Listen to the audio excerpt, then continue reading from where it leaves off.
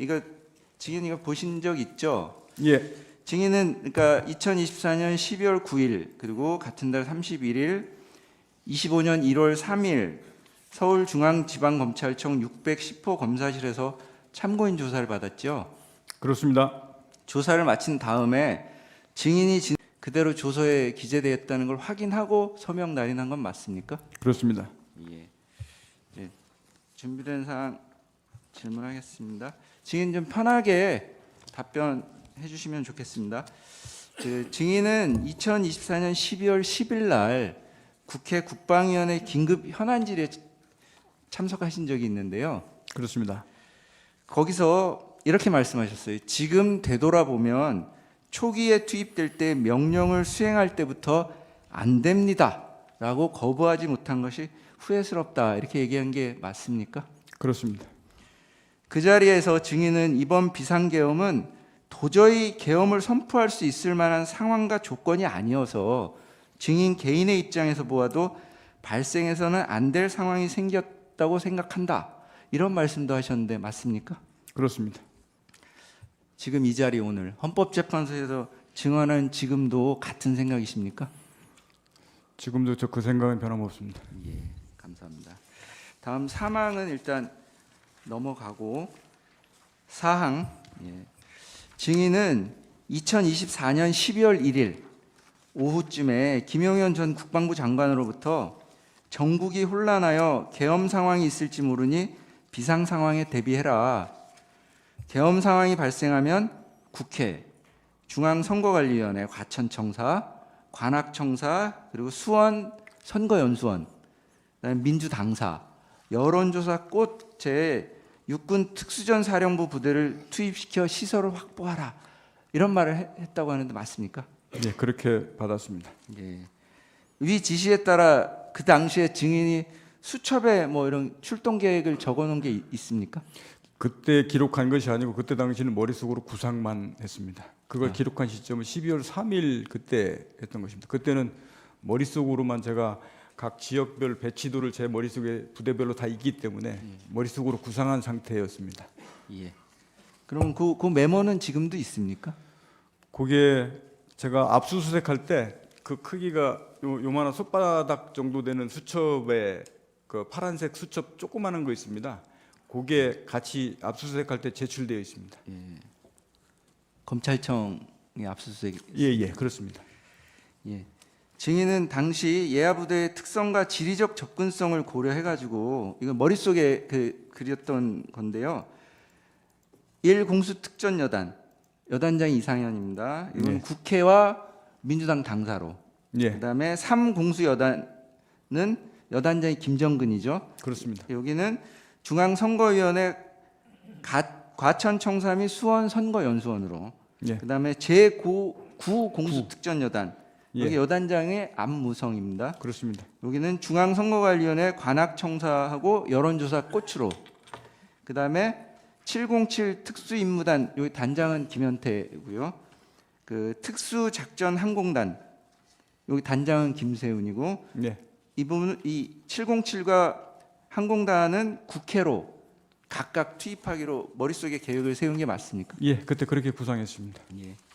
자, 그럼 비상계엄을 인지하게 된 경위를 한번 여쭤보겠습니다. 증인은 2024년 12월 3일 밤에 피청구인이 비상계엄을 선포한다는 것을 김용현 전 국방부 장관한테 들어서 알고 있었죠. 그 밤이라는 시점이 그때 처음 전화 온 게 21시 45분경 그때 전화 왔을 때 예. 그때 말을 했는데 당일날 그때 들었습니다. 아, 그때 비상계엄이라는 단어가 있었나요? 비상계엄이라고는 얘기는 하지 않았고 그 21시 45분 전화할 때는 주요한 상황 발표가 10분에서 20분 뒤에 아마 있을 거다. 예. 이렇게 얘기를 했습니다. 그 발표를 누가 한다고 그랬나요? 혹시? 누가 한다고 얘기는 안 했습니다. 그냥? 발표가 있을 거다라고만 얘기했었습니다. 예. 그 가항은 답변이 된 걸로 보겠습니다. 나항. 증인은 그러면 24년 12월 3일 날 22시 23분경에 국방부 군사보좌관 김철진으로부터 그 저기 대통령 윤석열을 여기서는 피청구인이라고 부릅니다. 예, 피청구인의 대국민 담화를 시청하라는 말을 들었죠. 예, 그래서 22시 27분경에 저희 대통령 윤석열의 담화를 보신 거죠? 그때 TV로 말씀하실 때 보고 있었습니다. 거기서 비상계엄 선포 사실을 확인했고요. 예, 그때 말씀하시는 거하고 TV 화면 자막으로 이렇게 비상계엄 빨간 글씨로 떠 있는 거 그때 제 눈으로 봤습니다. 예. 자, 6항입니다. 증인은 2024년 12월 3일 23시 17분, 그러니까 담화 발표 전에 김영현 전 국방부 장관으로부터 비아폰으로 특수단 2개 지역대, 그럼 한 90명에서 100명 정도 되죠. 요거를 헬기로 국회로 보내라 이런 지시를 받은 게 맞나요? 예, 김정일 전 장관 때 실제 규모로 딱 찍어서 들은 게 처음이 707그 2개 지역대 헬기 이동하라 이렇게 말한 걸 들었습니다. 예. 헬기도 찍어서 말했습니까? 예. 증인은 그래서 그 12월 3일 날 22시 21분경 그 1여단장 이상현에게는 비상계엄 상황이 발생했다. 사복을 착용한 정찰조 한 개조, 그러니까 편의대 한 개조를 국회로, 한 개조는 민주당사로 보내서 상황을 파악하라 이렇게 지시를 하고 1개 대대를 국회의사당으로, 1개 대대를 국회의원 회관으로 각 출동시켜서 건물을 봉쇄하라.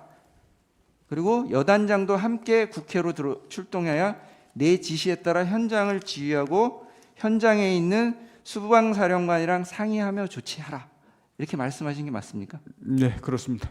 이 내용이 많은데 다 기억하시는 거예요?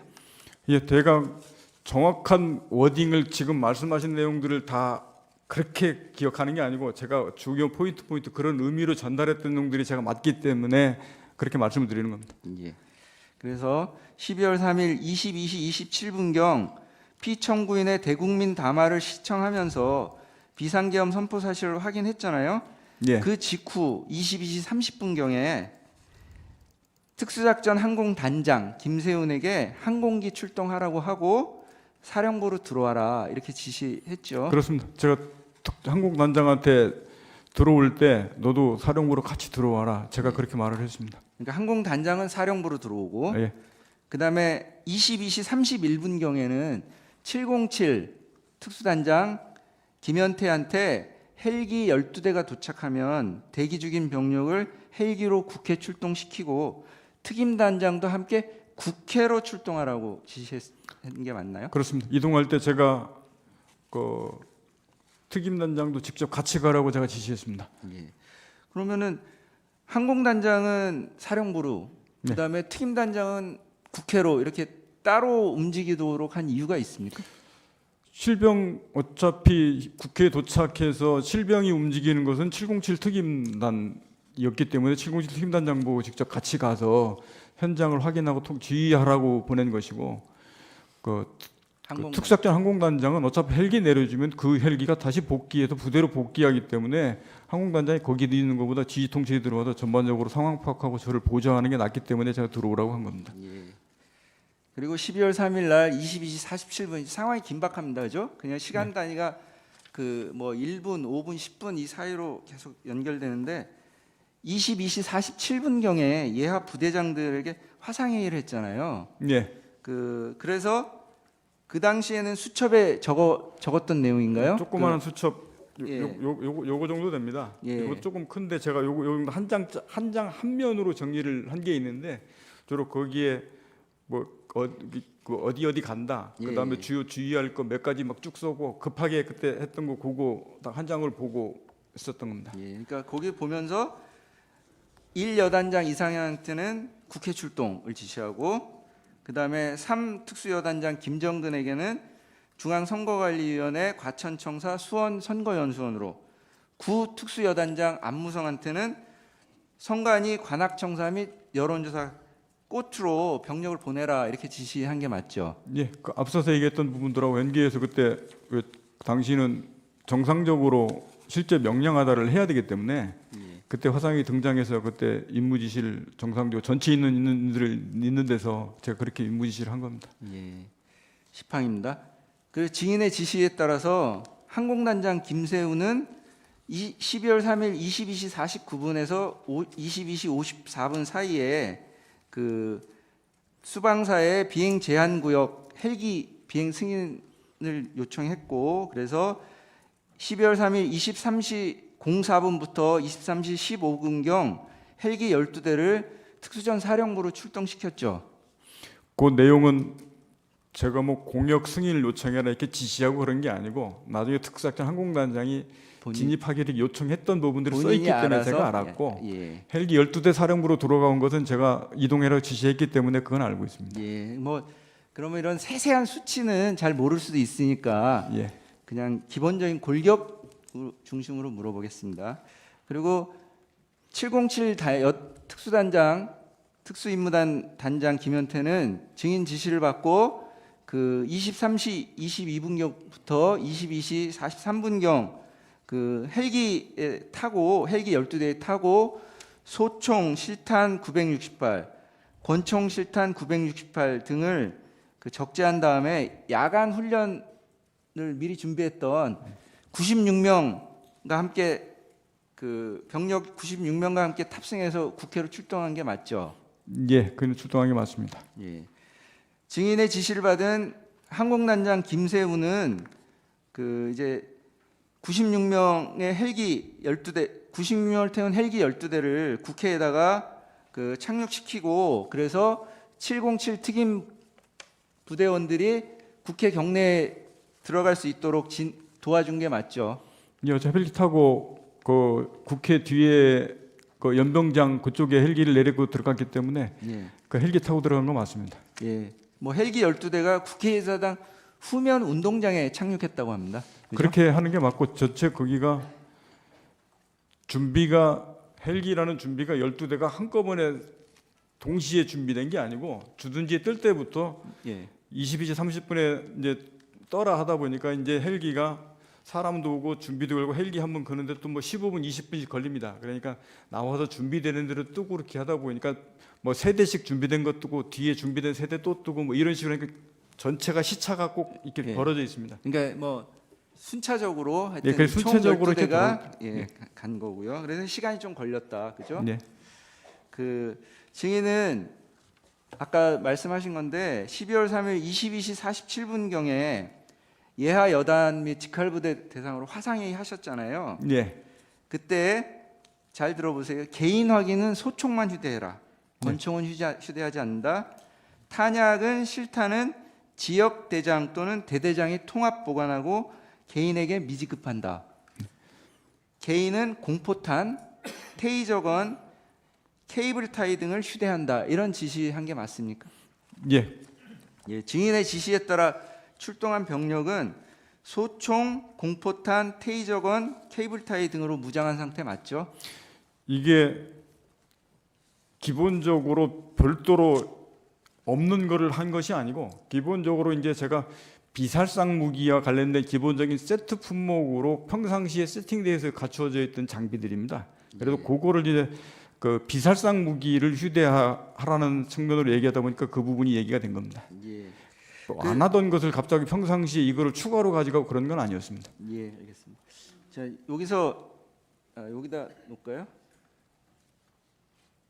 저기 이게 그 2024년 12월 4일 날 새벽에 국회 본청 앞에서 발견된 케이블 타이라고 합니다. 네. 혹시 이런 것 그 아세요? 이게 케이블 타이 맞습니까? 예, 예. 이게 707 특임단에서 쓰는 케이블 타이하고 같나요? 이게 일자로 펴져 있는 거랑 좀 다른데?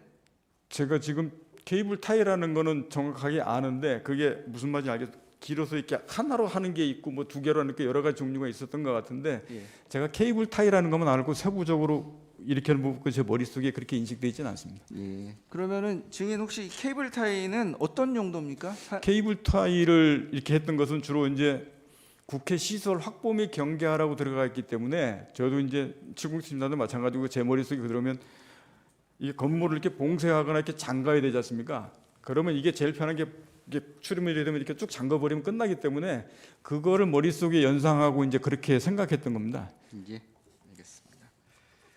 그 마항입니다. 증인이 실탄을 대대장이 통합 보관하라 이렇게 지시했던 건 어쨌든 사용할 목적은 없었지만 생각은 없었지만 혹시라도 있을 만일의 경우에 대비해서 가져간 거 맞습니까?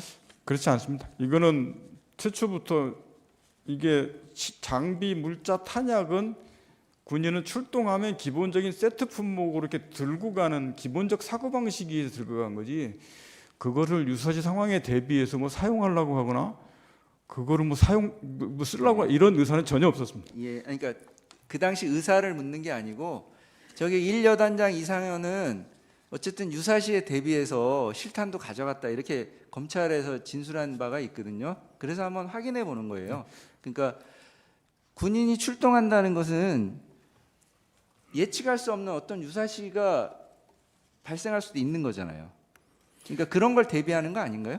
그렇지 않습니다. 거기 그렇지 유사시라고 그냥 그거는 출동 장비 물자는 지난번에도 국회에서 말씀드렸는데 그때 당시에 공교롭게 22시 40분에 경계태세 2급이 같이 이게 격상되다 보니까 그거랑 비상금이랑 두 상황이 한꺼번에 짬뽕돼 버렸습니다. 그렇게 되다 보니까 자동 메뉴에서 기본적으로 출동해서 들고 나가야 될 장비 물자 탄약이 있는데 그게 습관적으로 세팅돼 가지고 이렇게 같이 나가는 거였지 그거를 사용하고 유사시 그럴 생각 전혀 없었습니다. 예. 그래서 제가 혹시라도 몰라서 실탄은 절대 개인한테 주지 마라. 예. 그래서 지역대장이나 대대장한테 통합해서 별도로 갖고 있어라. 그런 부분을 미연에 다 차단하기 위해서 그런 조치들을 강조했던 겁니다. 예, 증인의 뜻은 잘 알겠습니다. 그 증인은 12월 3일 23시 50분 경에 김영원 전 국방부 장관으로부터 707 병력을 추가로 국회 투입해서 봉쇄 임무를 수행하라 이런 지시를 받은 게 맞죠? 맞습니다. 그거는 예.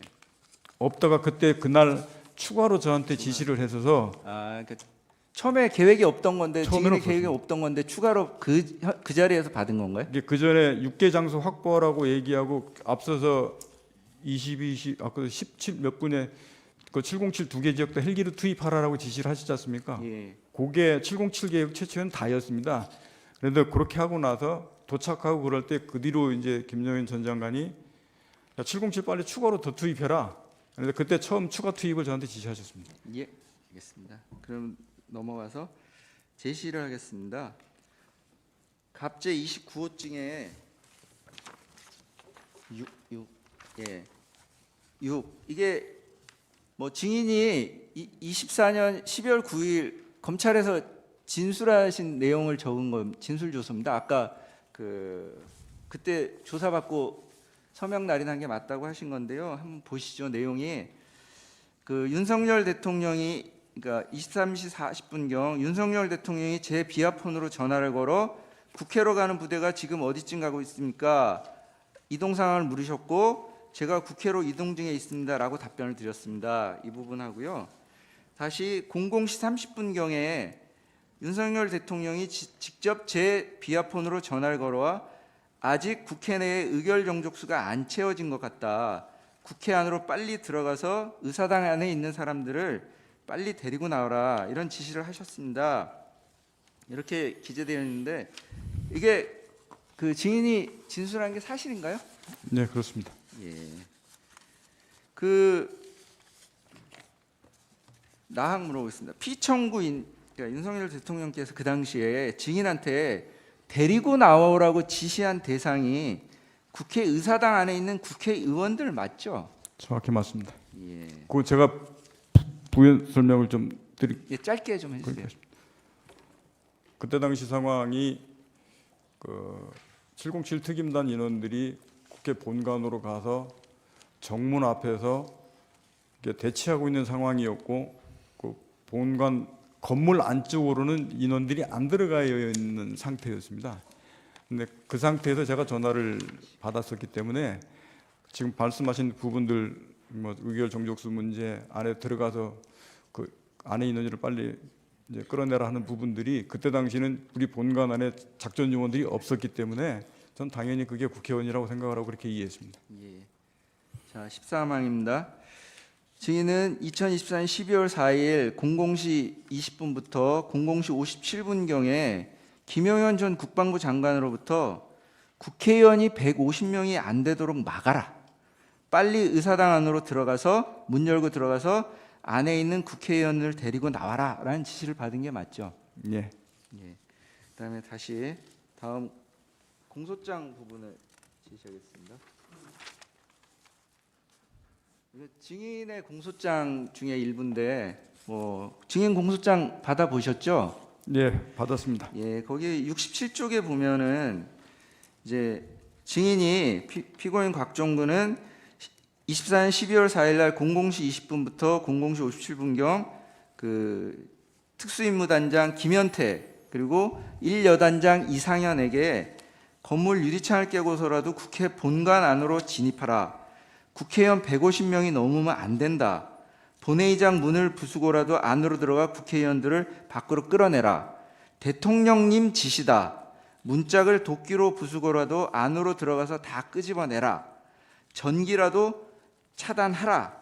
뭐 이런 지시를 했다고 공소장에 있는데 증인 이게 맞습니까? 이거는 좀 시간 되면 설명을 이게 지금 여러 상황이 혼재되어 있고 이상현 장군이 한 말이 있고 707 특임단장이 한 말이 있고 또 아닌 말도 있고 이게 다 여러 상황을 한꺼번에 적었는데 분명한 것은 제가 이거를 하라고 지시한 게 아니고 그 대통령님과 김용현 전 장관이 저한테 지시한 내용을 참모들과 현장에 있는 지휘관하고 논의하는 과정의 내용이 그대로 써 있습니다.